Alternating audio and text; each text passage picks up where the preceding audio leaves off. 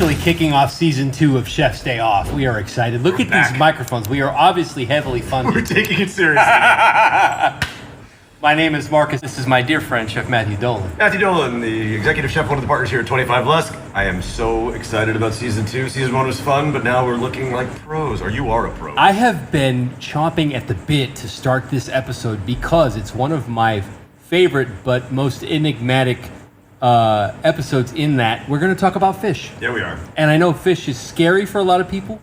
How to cook it, how do you pick it, where do I go to buy it, how do I process it? We're going to cover all these things. And Chef, you have actually put out a full cookbook, of which I have a signed copy. Oh my. All about fish. I did write a book on cooking fish because my first experience with eating fish, my paternal grandmother destroyed it, and fish was terrible. I didn't know if you were actually going to bring that up on camera. Oh, yeah, she's dead. We can all handle this. How did she destroy the fish? Crushed potato chips at an hour in a 400-degree oven. We're talking cod, and it smelled like metals and ammonia. It was god-awful. And back in those days, Pepsi made Pepsi Light, which was not Diet Pepsi. It was lemon-flavored Diet Pepsi. That was what we washed it down with. This was the most deplorable dining experience of my life. Then I had this Italian restaurant experience in the UK. Okay. Handmade, beautiful prawns with garlic, and it was one of the best things. It got me so involved in loving cooking. So anyway, the pendulum swings. Keep going. I'm going to call you an expert then in cooking fish. My first natural question is, why fish? Like what's the allure? Because it scares the crap out of me. It does. It's so easy to mess up. It's a much more delicate protein, and people that are they're good at cooking the steaks and the burgers on the grill, roasting the chicken, they're more forgiving. Fish is not super forgiving, and I think people just don't want that challenge. If you're not in the business, he's not going to tell you what he said off camera. Which I asked him why, and he said, I like a good fight. Well, no, the Irishman in him came out. I do like a good fight. Fish cookbooks are like the least selling cookbook. Fish is the least attractive, but why not stack the deck? Why not? What I'm saying is that the importance of fish has never been so intense as it is now. Okay. And I think dispelling the mystery and making fish more approachable, it's great for the planet, it's good for our health, and I can't believe I got a book deal. And you and the other 4 people that read it, thank you very much. Can we plug it for 1 second? What's it called? It's Come on. It's called. This is not the purpose of but it's called Simply Fish. Okay. And it's good if you need to start a fire in the winter or. Here's what I like tables about it. are wobbly. Not only does it, and I'm going to talk about you like you're not here for a second. That's not fine. only does it lead you anyway. through step by step, but Chef also includes what you should ask your fishmonger to do beforehand. But that's the thing. I mean, if you're not in the business, you're not supposed to get a whole fish and take it home and gut it and take out the gills. Right. That's a huge ask. These people are there selling you the fish. They know what to do. I wanted to give people just a few tips to say, hey, I'm having 4 people over. I want 4 6-ounce fillets. Can you make sure the bones are out? Skin it for me. Make it what's called pan ready. Okay. Get the workout, because also then your house smells. You got fish in the garbage. That stinks, both literally and figuratively. So because we could do this for an hour, I just want to distill it down to like the 4, top fish that you're going to cook. Mm-hmm. Can we start with salmon? Of course. So I have so many questions. Skin on or skin off? Mm-hmm. How do you make it so it doesn't push out those little weird white bubbles when I'm cooking it? Everybody knows what I'm talking about. I heard those are proteins, but they look disgusting. You're being very negative right now. I'm used to you being more positive. But, salmon is a good example. First of all, sustainably sourced. We'll talk about where you can figure all that stuff out. Okay, farm salmon versus wild caught. I don't know if we want wild caught every day of the week, in my opinion, because you're supporting local fisheries. Yes. And the jury is way out on aquaculture and farm-raised salmon. I'm not a supporter of either. Okay. But I think whether I'm correct or not I haven't fully studied, but I want to support local fishermen, local producers. So a crew, a guy and a girl with rods and reels in their hands, that's where I start. Real quick, if you're in the bay, support our boy Kirk, the Sea Forager. Oh yeah. Go to Sea Forager, at Sea Forager on Instagram. This is not a plug or anything, but he does what a community-sponsored agriculture, but for fish. It's a box of fish every week, and it's right out of the water, sourced locally typically rod and reel. So this is Half Moon Bay source. He's out of Moss Beach, which is Half Moon Bay, but he services the entire Bay Area. If you're listening nationwide, I apologize, but if you're in the Bay, look up @Sea Forager. Dude is amazing. That's awesome, but not to jump forward, but if you're not in the Bay and you have this question like, how the hell what is a good choice? Yes. The Monterey Bay Aquarium has the Seafood Watch program. And you can get those guides, and they are regional, northeast, southeast, middle, So the fish that are most accessible to people, the Monterey Bay Aquarium, the Seafood Watch program, I mean, it's not, like me, it's not perfect, but it's really helpful. And we know the chef who spearheaded that, which is their executive chef, Your buddy, Chef Matt. Matt Bowden. Yeah. He's fantastic. So Seafood Watch. Plug for the Seafood Watch app, and what it does is it will tell you exactly what fish are sustainable and what you should be shopping for. Avoid good alternatives. And what to avoid. Yeah, and best choices. Correct. Now that's the longest we've plugged things just to support the people we it's care important. about. No, it is good. It's good info. It's good info. But you asked the question about salmon. Yeah. You go to the fish market. You go to a grocery store that has a fish counter. Just make sure there aren't any scales, any bones. Tell them how big. 6 ounces is a good cut, and no bones, and make sure there aren't any scales. You're ready to go. You don't want that stuff in the garbage. Next. What am I allowed to ask the butcher/fishmonger to do? You see a whole fish, but you want it portioned out. Just so if we're talking salmon, cartilage, bones, fins, gills, and scales, get rid of all that stuff. Not even for soup? I wouldn't use any of that for soup, to be honest. Really? Yeah. Okay. Well, I don't want to go down that rabbit hole. Frames, bodies, like a halibut. So I'm not a big salmon proponent to make salmon stock, but like a halibut, cod, whitefish, their bones and heads with the gills and all that other stuff removed, they make a beautiful fish stock, which could become a great soup. Let's get back to cooking salmon. So I've got my piece. Say it's 6 ounces, 4 to 6 ounces. That's a good size. Skin on. Yep. How am I preparing this properly so that the little weird white things don't come out? We're going to talk about that off camera because I'm not following totally. You don't know about the little congealed weird... All right, never mind. You've had a long day. I think that they have to have a name. Anyway, I've been cooking a lot of fish in my life, and let's get to how to do it though. So I think the biggest thing, you asked a good question about like a full dish. I love, and I think a lot of people, especially in summertime, anytime, lunch, dinner, make your favorite salad, like dressed and all that stuff, and it's sitting right there. Now you've got a saute pan or some kind of frying pan on your stove. Coat the base, just the base, with some neutral cooking oil, whatever you like to use. Okay. Don't season that filet yet. Take a towel, preferably one that doesn't have lint, because the lint will end up on the skin, and dry that skin out the best you can. And you're gonna go skin on. The key here is the oil starts to smoke a little bit. Yeah. You take the filet and you kind of, the skin, you drag it into that hot oil away from you because the oil going towards you is a great way to burn yourself. Right. You do that a couple of times to get that hot oil on the dry skin, and then you let it go. Give it a few seconds, and now push the filet down so the skin is forced to get in that oil. That skin on a salmon or a cod or bass, it's thin and it's fatty, and it loves it. It becomes crispy, and it maintains the shape and the moisture, and that's the beginning. I know you want to keep the skin on, but at this point, what I would do after it's cooked for a while, I'll flip it over and I'll take a fork and I'll remove it. Why? Because I want to fry it separately because at like my house we call it the bacon of the sea. It's the salmon chicharron. It's the salmon chicharron. Yeah, that's hilarious. I don't know. I take do whatever you want. By the way, these are laws. These are just preferences. All preferences. I get really excited. A lot of people throw salmon skin away, and it breaks my heart. It has a more assertive flavor, so some people don't like that. And that's whatever you like. It's basically bacon. Well, sorry, please continue. No, you're doing great. I have no idea what I'm talking about. Yes, you do. So then you turn your heat down. Okay. So you got this because you don't want to burn the skin. Okay. And you just keep patting it, and then you'll take a spatula, lift it, or a little fork or something, lift it up to make sure the skin's not sticking. Move it around so you're going into hotter oil, and then push it down again. We want to get that skin in the oil so it crisps evenly, and you can cook it almost 90% of the way just in the skin. Right. Retains moisture, shape, the whole deal. So we're just flipping it over for a minute. You're basically going to do that on a medium to low heat now, because now you're crispy. You're golden brown on the skin. This applies to salmon, all the salmon families, trout, and most sea bass, most cod.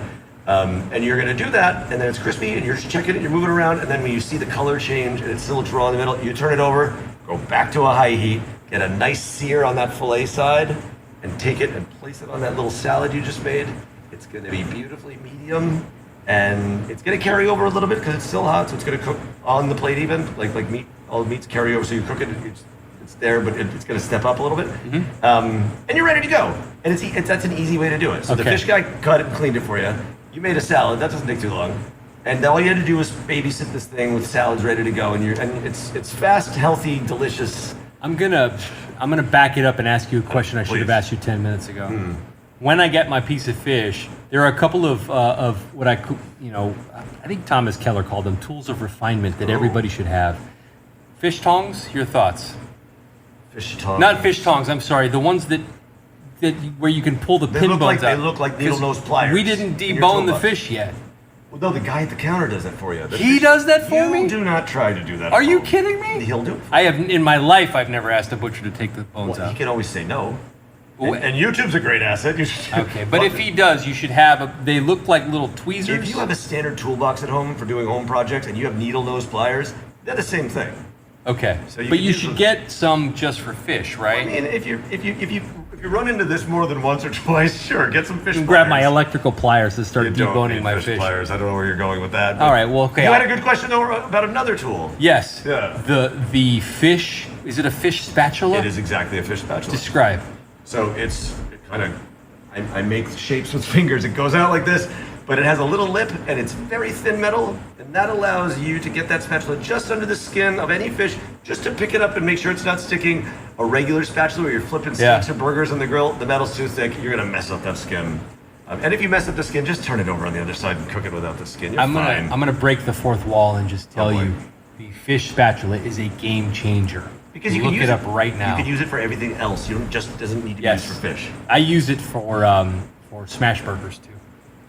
Does it have like metal opening? It works. Really? It works.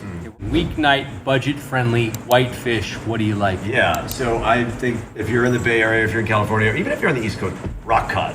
Huh? The underappreciated rock cod. Some people think it's like garbage fish. Absolutely not. They're beautiful. They don't grow very big. You can get them filleted. They freeze okay, by the way. But rock cod's delightful. You just have to have that pan. The same idea, same exact method with the salmon. It has to be a little bit hotter, and you need to move faster because the fillet is so thin. It doesn't have the same fat content.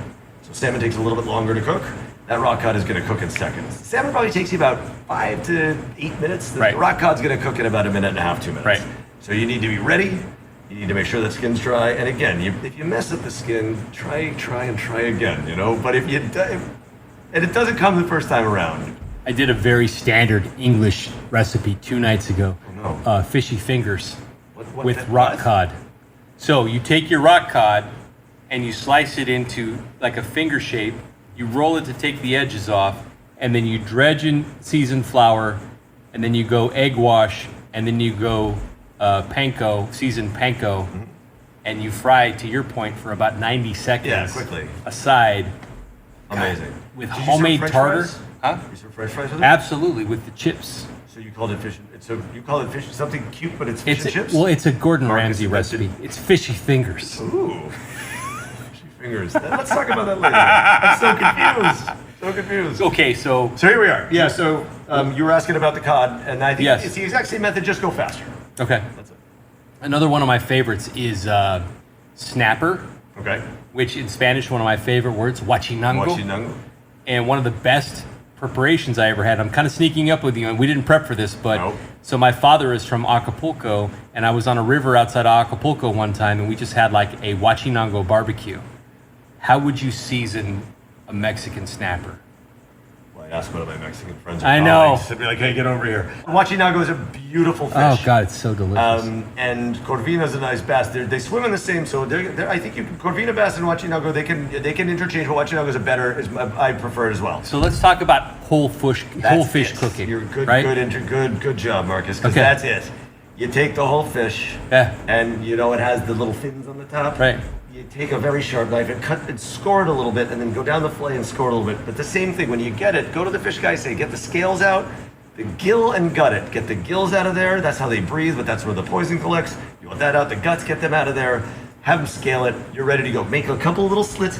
Cover the sucker with oil. Yeah. Get it on that grill. Now, if your grill isn't very well taken care of because you cooked too many burgers and had too many beers, you just left it rust, You could actually do that entire preparation and wrap it in foil, stick it on the grill, and all you have to do is, again, I recommend cheating. You go and when you made those little cuts, you open it up, you look in there, and when you see it's just almost cooked, get it out of there, and that whole fish is the way. What am I stuffing it with or seasoning it with? That is a misconception. Really? There's a lining inside of the cavity of the fish, okay? And flavor can't really permeate through there. What I would do, if you want to stand it up and make it look cool and put it in an oven, you can stuff it with foil or parchment paper. I don't care about that. But if you for example, that thing is going to take 20 to 25 minutes to cook. You can cut onions and garlic and all that stuff, and you can shove it in there.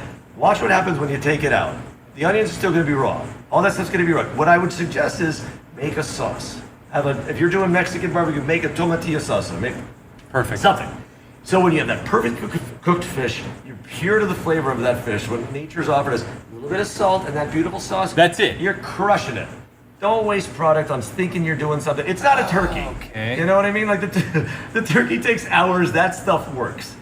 But the fish is taking minutes. So it's just for Instagram that you're stuffing it? It just looks like you know what you're doing. Like Martha Stewart has published too many books. It's like, it doesn't do anything. It really doesn't. I don't think. Salt. I might be wrong. And technique. Yeah, just gentle. Be gentle. That's the thing, going back to why are people afraid of it? Because you can easily mess it up. Right? So take it in strides and make sure that somebody helps you. Make the fish guy do your stuff. Yeah. But if you're feeling ambitious, the whole and that, by the way, you can do whole salmon that way. You can do whole cod, rock cod that way. That's pretty awesome. Now, in my opinion, the next fish I want to cover is the one that truly scares me because it's expensive and it's easy to screw up, in my opinion, which is halibut. It's delicate.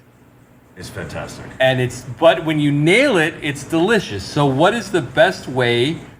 Okay, let me just say, we're going to the grocery store. I got myself a piece of halibut. I don't even want to go down the rabbit hole if I had just scored a whole halibut off the dock in Half Moon Bay. No, don't do it. Because I'm not trying to break that down myself. But if I have a piece of halibut, how am I treating that? So I firmly believe that there's two brilliant ways to cook halibut. Okay. And halibut is very sensitive. So the part of the fish that's closest to the spine, the frame, there are 4 loins on a halibut. So when a halibut are babies, their fish eyes are on both sides of the head. Yeah. And as they get older, one eye rolls over to the same side of the head, and the color of the skin changes on the top side where the eyes are. That's nature's defense. They hide in the sand. That's to stay away from predators.